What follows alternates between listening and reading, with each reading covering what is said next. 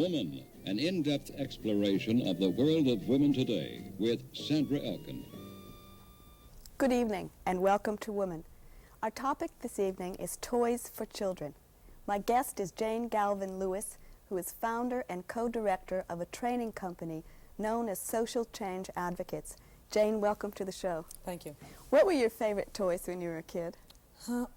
Well, I really enjoyed a doctor's bag and dolls, but strangely enough, I enjoyed them for switching the stuffings and heads. I was really the original transplant person, I think, and operating on them. I liked magnets, too, I remember, and mixing things. I enjoyed that kind of thing. Sounds like they weren't typical girls' toys. No. Or that you didn't use them in the typical way. No, I don't think so, and I think that toys then were more makeshift. You know, they were not half as elaborate as toys are now, and they were you made things out of other kinds of things and kind of make-do toys. And I'm not making a value judgment particularly, but that's the way I remember them anyhow.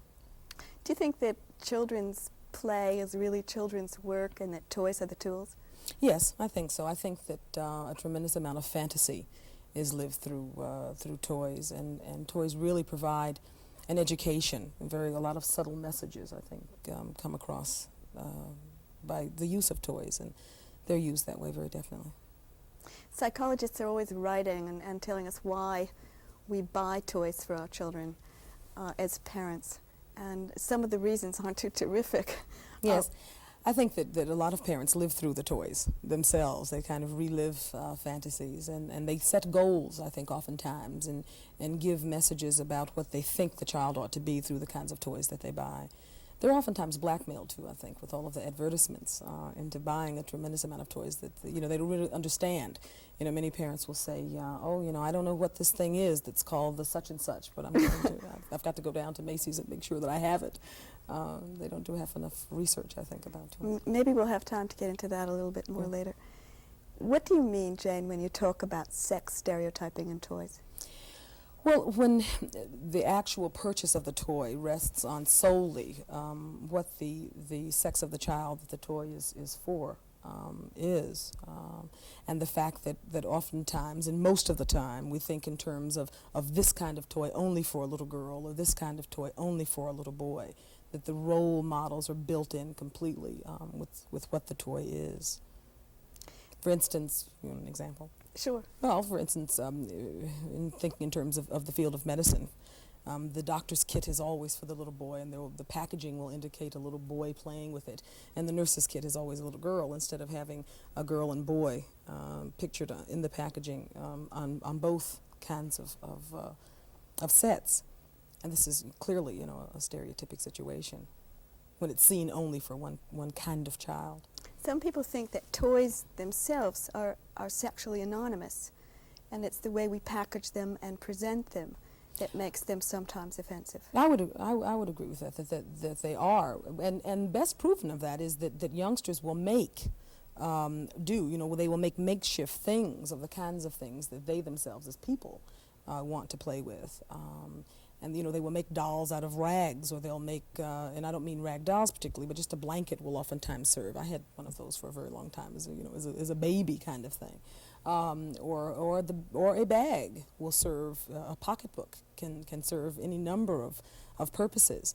And they will make out of that what it is. So it is the packaging, I think, and the kinds of attitudes that people have about the toy that make it what it is. Can you be a little more specific about the packaging? Say about sports equipment, for instance. Well, most packaging now, there are some companies, I don't want to name any, but there are some that have begun to do a little bit better about this. But oftentimes the packaging will indicate completely, on the pictures, or it might even say in the words, a little boy's dream is a whatever, and there will be only a boy on the package. And you find the same kind of thing with racial stereotyping. There will only be white children playing with the toys, and just ruling out an entire market. Or only a little girl on the package pictured playing with this particular thing, even though it might be something that both boys and girls could enjoy having. And this creates a mindset. It creates how we think about the toy. Creates how we think about the career that the toy may be designed toward, or the kind of, and it's a very limiting kind of thing, because when I was a child, jacks were very popular, but for girls.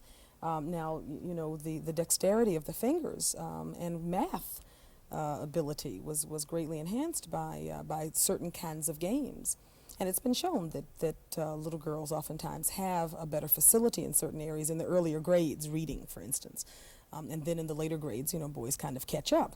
But why punish a boy child, you know, in that area when he could be learning right along, learning those same kinds of skills or developing his body in the same kinds of ways?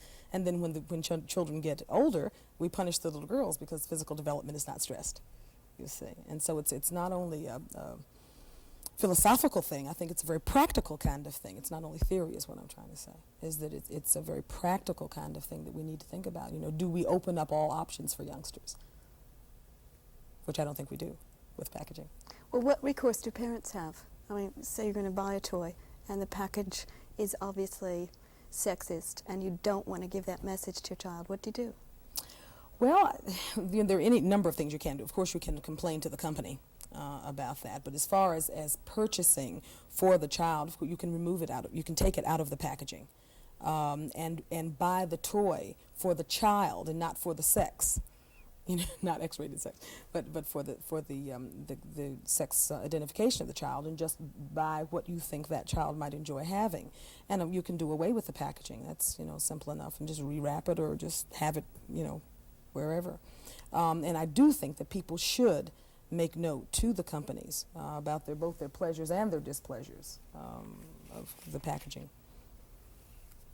You said before... complain to the Attorney General's office, too, if you think it's particular. Who regulates the whole thing? Is it the FDA? Or?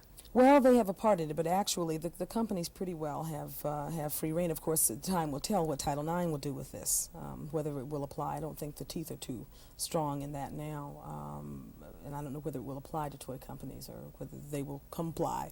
But I do think that there's certainly, if enough mail comes in, they're very interested. One thing, that's what business is about, is pleasing the client. And they're very interested in the kind of mail that they get and the kind of response that they're getting from their consumers. What kinds of toys, without naming any companies, do you think most perpetuate this kind of thing that you're talking about?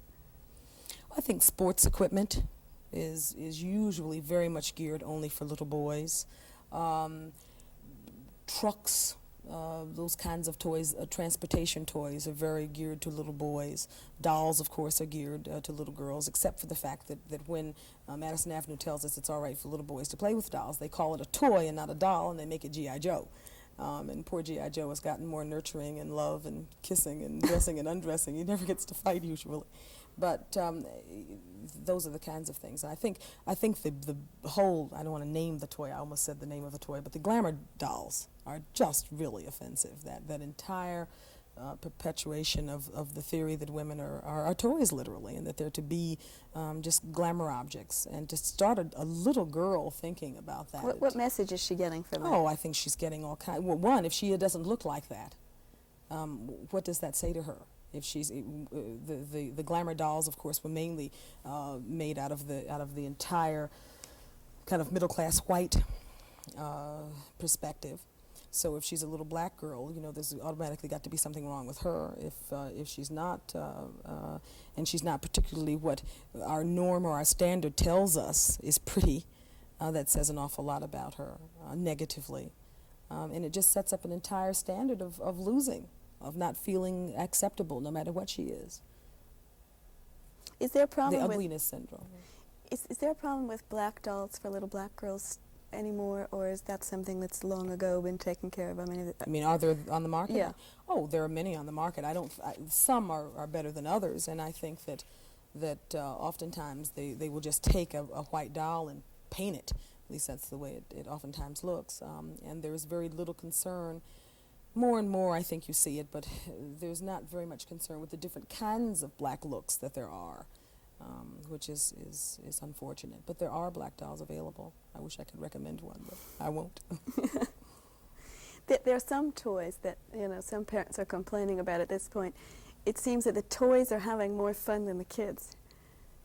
you know, the kids are not actively participating. You wind up the toy, and the toy does all this incredible... Yeah, the battery, right. battery run things, and yeah. How do you feel about that? Is that as damaging as some people believe it is? I don't really know. I think, though, that it is tremendously limiting to creativity, because the toy does it all. You know, you can't really play, which is what you're really supposed to do with toys, I imagine. And I think it's damaging. I don't know how damaging is, according to what you're saying, but I do think it is very damaging, because the child doesn't really get to do anything with it. You know, it's kind of just fascinated by what the toy is doing. Are there other differences between so-called masculine and feminine toys? Differences that we haven't discussed? Pricing, I think, is an area that... like, what's the difference there? Well, I think that boys' toys tend to have more value. They're bigger and they're grander and they're more fun, and there is a value judgment there, and they tend to cost more money. They tend to be more complicated. They tend to, you know, have more initiative. Like chemistry sets are mainly thought of for boys. And when I say these kinds of things, I don't mean that that's the way they should be thought of. I'm saying that most people relate certain kinds of toys to certain kinds of youngsters. And I think that you know, the toys that are more interesting and cause a child to use more initiative and learn more from the toy, oftentimes end up being toys that are set aside for boys in most people's thinking. You feel housekeeping sets, or, you know, for girls. And tea you feel sets strongly that there are some messages that children should be getting, and Yes. and you've brought some examples, and I want to make it clear at this point that these toys are not for sale. Right. That they're just examples that Jane has brought to show what she means by some good toys that should be given to children. Maybe I'll hold some of these up, and you can maybe talk about them. Okay, that's an early childhood lotto card. And we've made several sets, and of course they have the matching card that would go with it. Oh, I see. You see, and it's like a bingo game, and it's an early childhood technique, and lotto is used quite a bit to teach any number of things. And that particular card that you just showed was the female nurturing role, and the card that you're holding now is the male nurturing role. And you'll see a male bathing a little girl and piggybacking with her and drinking out of a straw with her and hugging her and being affectionate. And we think that that's a kind of thing that many men do nurture, but they don't get credit for it, and they're made to feel badly if they do take that kind of role. That card is a little girl enjoying all kinds of people, an older person, as you'll see, and a young friend, and a parent. What's the message there? That little girls can have all kinds of friends and relate to all kinds of people, and that children in general relate to all kinds of people and can have all kinds of friends and be active. I was trying to tell by looking at them, you know, what the message is, and I don't know on this one. Oh, that's an active. She's doing all kinds of activities. So that's the active girl, to kind of, and you might turn this one the right way so that you can see her with her headsets. I love that. The picture of her with her headsets on. Here. And, you know, the kind of getting away from the totally passive little girl image. And here you'll see her involved in all kinds of activities. She's being creative by painting in the one thing, riding the horse, sitting, eating, and then listening to her headsets. Just being very active. I think that's what I meant before when I was talking about the toys that seem to have more fun than the children. It seems that if what you're saying is right, that that's more damaging to little girls because it further encourages them to be passive. Yes, I think that's true. And girls' toys are passive toys, you know. And most of the toys that are created and packaged for little girls are one option limited, in the sense that most of them are housekeeping toys or nurturing toys. They're not toys that are geared toward anything else. What else do we have here? Okay, now this is the puzzles have several themes. The one that you're holding now is a female barber, and one of the themes in the puzzles is the non-stereotypic image of woman, and that she's doing, that she has an option. If she wants to be a homemaker, fine, that's wonderful, as long as she chooses that because she wants to do it and not because she thinks it's the only thing that's appropriate. And so we're showing some non-stereotypic things. This is the nurturing male again, little girl drinking out of a fountain. Her father is there. Some nurturing male is there taking care of her. We have to clear off some of this here. We're getting puzzled here, puzzled in. Here's another one. And this, you know, men are oftentimes pictured in double life. They're pictured as a career person, and they're pictured as home people. And women are not. Women are asked to make the choice And most women don't make that choice. Most women combine. And this puzzle is kind of an unusual one. It's a woman who works with her child, and her little baby is on her lap as she is at her desk. Is she not someone who works at Ms. Magazine? She certainly is. She's a Ms. Magazine employee. And this? A little girl being active again. She's fixing her bike, which is a mechanically inclined kind of thing, is usually associated with little boys. I know some bigger girls who are now trying to fix their cars. Yes. We have some this is a very nice photograph. Yes, that's the interracial approach. It's not only a child relating to an older person, but it happens to be an interracial situation. It's a little child's grandmother and the child. And of course, any number of messages can be gotten from these puzzles, and we kind of leave that to the child. We know the message that we've put there, but there are many other kinds of things. And this is kind of lauding the leisure time. This is a man in his garden, and it's a gentler thing for a man to be doing. And there's so much stress on the work ethic and the career and that kind of thing that we thought it would be nice to say it's nothing wrong with enjoying yourself and doing some things that you enjoy. Oh, we're missing a piece. Yes, I think we are. That's the active woman, and that happens to be a picture of a well-known athlete. May I name her? Sure. It's Wilma Rudolph, running in the Olympics. And you brought some other things that we have on the coffee table here. Now these are block accessories, and that's also. What do you mean by block? Block accessories. They are used usually in fantasy play with blocks in early childhood, and youngsters do all kinds of things with them.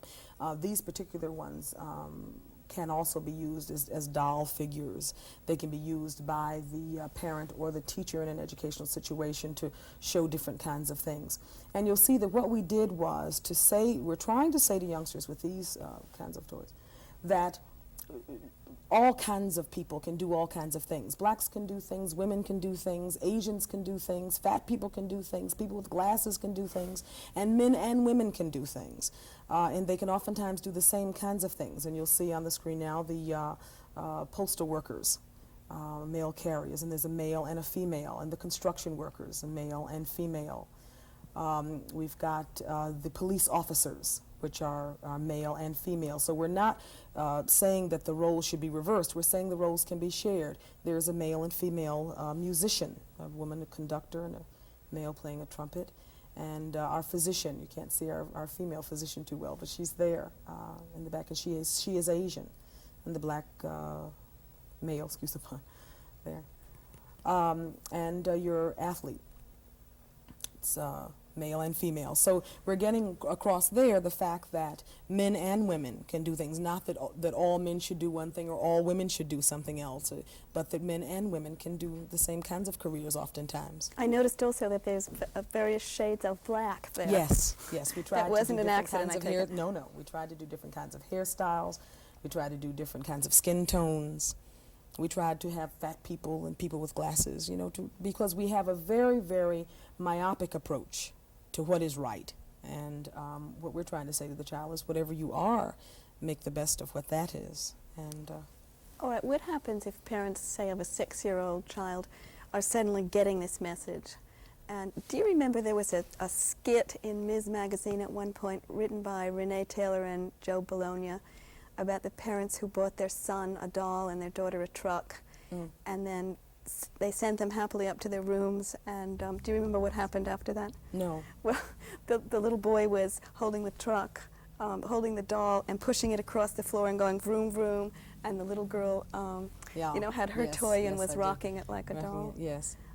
It's too late, isn't it, after a certain point? I mean, there are other influences, right? Yes, I think culturally and racially, there have been many, many studies that show that by age 2, and certainly by 3, our cultural messages are set. And we know what our roles are. We know what to think of ourselves. We know what to think of others. We know what's expected of us in many, many ways. And this is certainly true, I think, sexually, and it's especially since sex identification is first. We relate that way. And so that's a possibility. It was a very funny skit, but and it is a possibility that by a certain time. But I don't think we should give up because it's I don't think we should say it's too late. But you should be very sensitive to it from the beginning, I think. Also, it would seem to me that's why we tried to start kind of at the beginning. Yeah, another danger might be of parents who are suddenly catching on to this, buying their children neuter toys and switching the roles, the sexual roles, instead of adding the variety. Yes, I think adding the variety, and I don't think that we're not talking about role switching. We're talking about sharing responsibility, sharing careers, and basically what we're talking about is opening options, you see, and not limiting people, not limiting boys or limiting girls. I think that whole macho Superman kind of approach to little boys is very unfair and very burdensome to boys and to men. And it's not a matter of saying that you should switch things, but to be more humanistic about things, I think is what we're saying, and open the options. So it's really freeing men and giving opportunity to women. Okay, what practical are you really telling parents to do?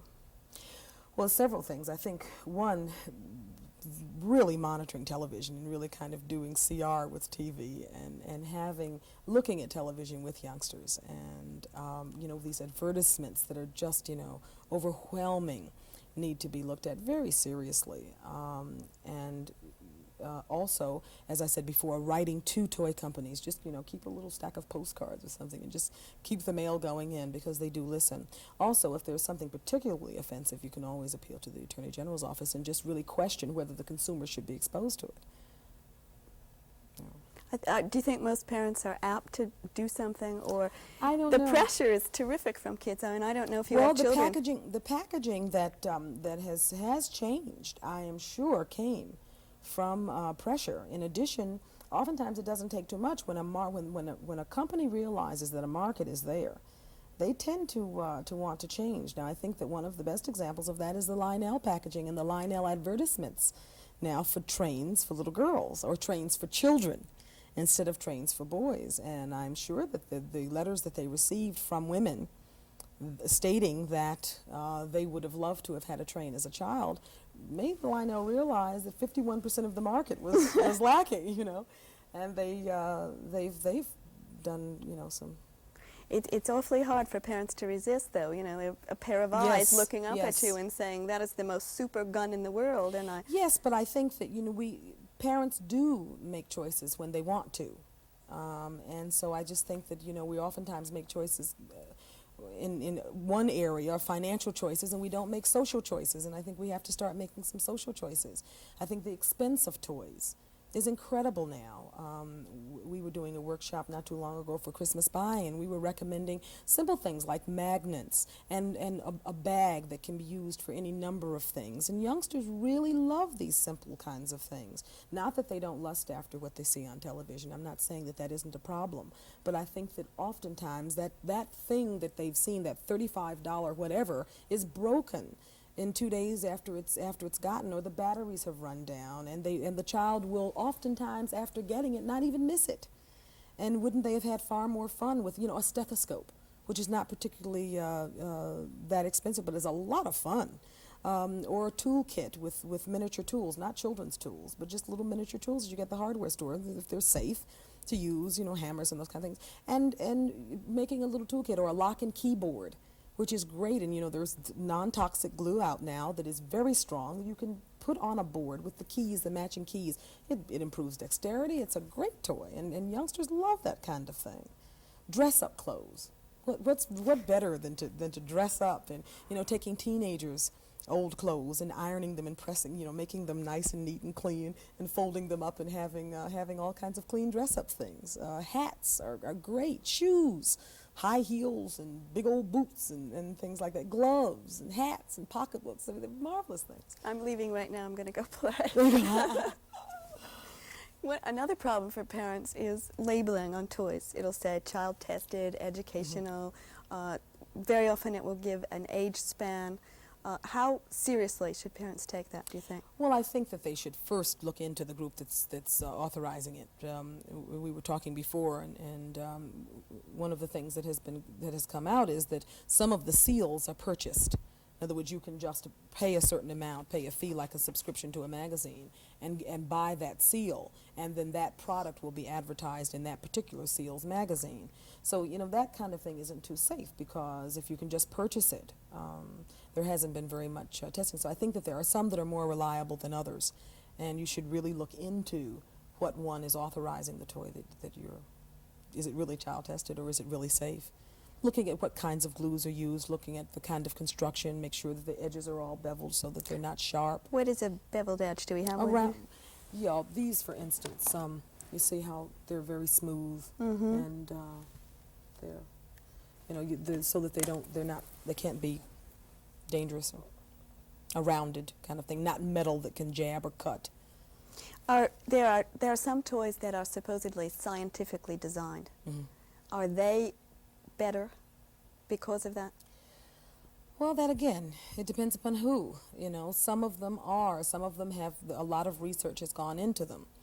However, I still think that life experience provides a lot of toys that you know, that no one has to sit down and research. You know certain kinds of things about human beings. They call those scientifically researched toys are quite expensive also. Yes. Yeah. Do you have a checklist of some kind that parents can sort of say, all right, this, and this, and the toy seems to be, you know, somewhat acceptable? I mean, that you could sort of give to us. We have about 2 minutes. Okay, I think sturdiness, I think expense, the educational value, safety. I think all of those kinds of things should be thought about very seriously before purchasing a toy. And the kind of message that toy is going to give to the child. Like what? Expand on that a little bit. The message? Yeah. Well, is the child going to be limited by by playing with the toy? Is the child going to get a negative social message? Is the child going to begin to feel inferior or superior because of the toy? Is the message going to devalue what that child happens to be all about in any way? Are there lots of groups around the country who are interested in that kind of thing and who have information available to people who need it? There are some, yes. I think, well, of course, our organization, Social Change Advocates, would be happy to send out anything. I think Women's Action Alliance. ACT? Yes. And I forget what that stands for. Children's Workshop has some interesting things on toys. If they drop a line to us, we would, you know, if there's anybody who's interested, we can get the information out to them as to what other organizations there are that are working on some things. There are quite a few small women's groups, like in Michigan, that are working on toys. Jane, thank you very much. Thank We're you. out of time. Thank you for watching. Good night.